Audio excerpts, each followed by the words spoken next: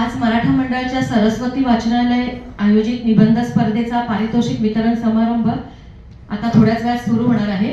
निबंध स्पर्धेत सहभागी तसेच यशस्वी झालेल्या सर्व शालेय आणि महाविद्यालयीन विद्यार्थी आज सभागृहात उपस्थित आहेत आणि म्हणून याच निमित्ताने मी आता एक कष्ट, जिद्द आणि संस्कारांच्या बळावर खऱ्या अर्थाने श्रीमंत ठरलेल्या एका विद्यार्थ्याची कथा आपल्या समोर सादर करणार आहे.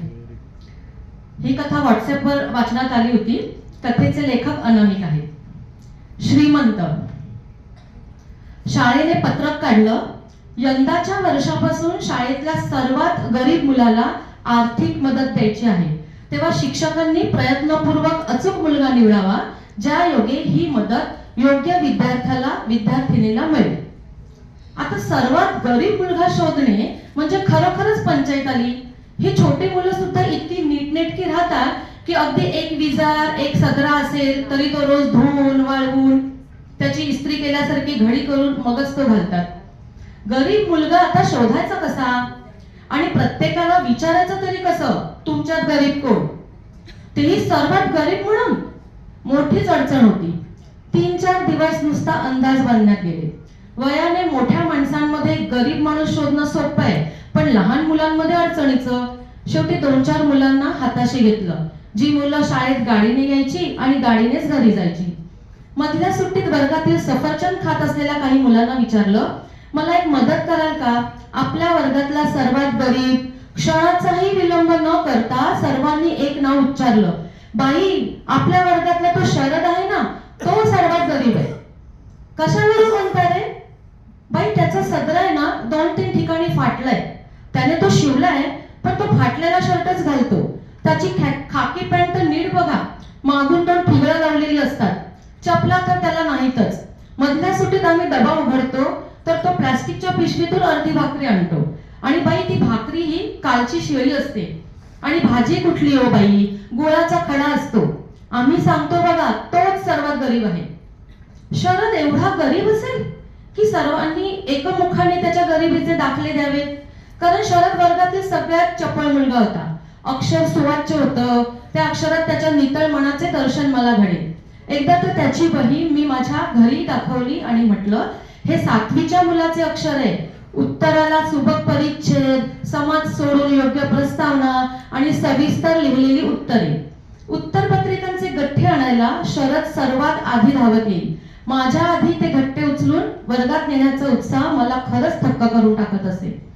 असा हा शरद परिस्थितीने एवढा खचलेला असेल याची कल्पना सुद्धा मला येऊ नये, या गोष्टीची मला खंत वाटली. जी गोष्ट माझ्या इतर विद्यार्थ्यांना उमगते आणि मला त्याचा पत्ताही नसतो. मी खूप कमी पडते. शरद गेल्या सहलीला आला नव्हता.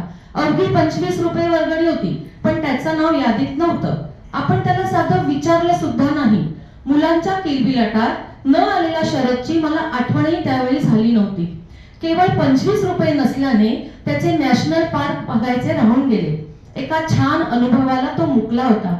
हा आनंद मी हिरावला होता. शरद स्वतःहून सांगणं शक्य नव्हतंच, पण माझ्या व्यग्र दिनक्रमात शरदसाठी जणू वेळच शिल्लक नव्हता. शिक्षक म्हणून मी एक पायरी खाली आले होते. खरंच आहे, मुलांनी सुचवलेलं नाव आर्थिक मदत शरदला मिळायलाच हवी. आता शंकाच नव्हती. त्याची गरिबी बघायला त्याच्या घरी जायचेही काही कारण उरलं नव्हतं. मुलांनी एकमुखाने सुचवलेले नाव आणि शरदने सहलीला न येणं याची सांगड घालून मी मुख्याध्यापकांना त्याचे नाव देऊन टाकले. शरद जाधव, इयत्ता 7वी अ, अनुक्रमांक 42. मुख्याध्यापक म्हणाले, खात्री केले ना बाई? कारण थोडी रक्कम नाही आहे. विद्यार्थ्याची वर्षाची फी, त्याचे शालेय शिक्षण साहित्य, गणवेश इत्यादी सर्व या रकमेत सामावणार आहे. मुख्याध्यापकांना मोठ्या आत्मविश्वासाने मी म्हटलं, सर, त्याची काळजीच करू नका. वर्गातला सर्वात गरीब आणि आदर्श म्हणा हवं तर शरद जाधवच आहे. एका योग्य विद्यार्थ्याची निवड केल्याचे समाधान मला मिळाले.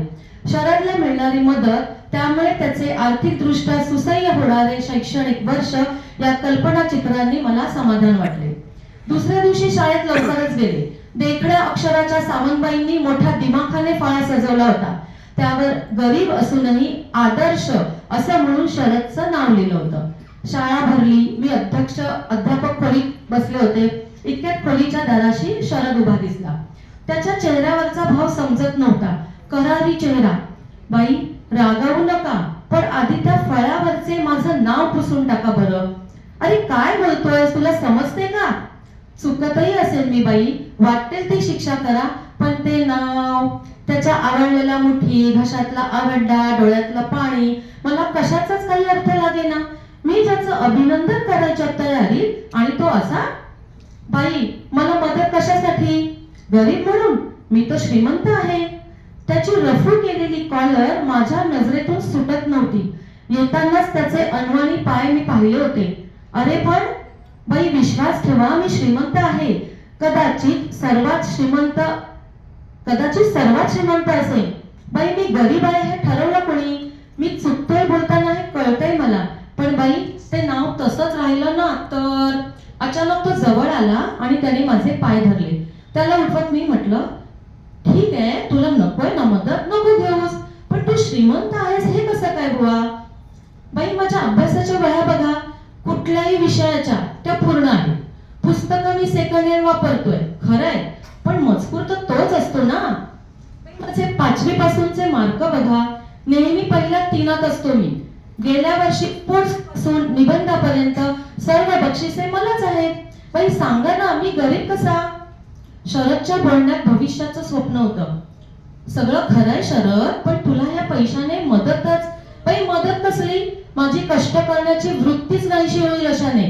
शाळाच फी देते म्हटल्यावर मी वडिलांबरोबर रंगाच्या कामाला जायचं बंद करेन. म्हणजे वडील घरांना रंग द्यायचे काम करतात. कॉन्ट्रॅक्टर बोलावतो तेव्हाच काम मिळते, तेव्हा ते मला त्यांच्या बरोबर नेतात. 4 पैसे मलाही मिळतात, ते मी साठवतो. बाई, संचायिका आहे ना आपल्या शाळेची, त्यातलं माझं पासबुक बघा, पुढच्या वर्षाची सुद्धा फी देता येईल एवढी रक्कम आहे त्यात. मुलांनी तुम्हाला काहीतरी सांगितलेलं दिसतंय म्हणून तुम्ही मला निवडलं, पण बाई, मीच नाही तर माझं संपूर्ण घरच श्रीमंत आहे. घरातले सगळे काम करतात. रंगाचं काम नसतं तेव्हा बाबा स्टेशनवर हमाली करतात, आई धुणभांडी करते, मोठी बहीण 2री 3रीच्या शिकवण्या घेते. बाई, वेळ कसा जातो आणि दिवस कसा संपतो ते कळतच नाही. शाळेतल्या वाचनालयातली पुस्तकं मी सर्वात जास्त वाचली आहेत. तुम्हीच सांगितल्याप्रमाणे लेखकांनाही मीच पत्र पाठवतो. बाई, माझ्या घरी याच तुम्ही. माझ्याकडे पु ल देशपांडे यांच्या स्वाक्षरीचं पत्र आहे. बाई, आहे ना मी श्रीमंत? बाई, शेजारच्या काकांकडून मी उरलेल्या वेळात पेटीही शिकलोय. रात्री देवळात होणाऱ्या भजनात मी पेटीची साथही देतो. त्याच्या सावळ्या रंगातही निरोगीपणा चमकत होता. अभावितपणाने विचारलं, व्यायामशाळेतही जातोस का रे? बाई, तेवढी फुरसत कुठली? घरातच रोज 24 सूर्यनमस्कार आणि 50 बैठका काढतो. हे ऐकून अंगावर एक काटाच उमटला कौतुकाचा. शरद बाळा, मला तुझा अभिमान वाटतो. तुझ्यासारखा श्रीमंत मुलगा माझ्या वर्गात आहे याचा. म्हणूनच म्हणतो बाई, हे नाव ज्या कारणासाठी आहे त्यात तू नक्कीच बसणार नाहीस असं तुझं म्हणणं आहे, पण याचे रूपांतर वेगळ्या शिष्यवृत्तीत करता येईल. शाळेतील सर्वात अष्टपैलू बुद्धिमान मुलगा म्हणून हे पारितोषिक तरी. बाई, एवढ्यात नाही, त्याला अजून काही वर्ष जाऊ द्या. मी लिंकनचं, doctor Babasaheb Ambedkar, Helen Keller, Mahatma Phule यांचं चरित्र वाचलंय. माझ्यासारख्या मुलांना प्रोत्साहन द्या. योग्य वयात परखड मार्गदर्शन करा. पण बाई, नको त्या वयात असा पैसा पुरवला तर आमचं घडायचं राहून जाईल हो.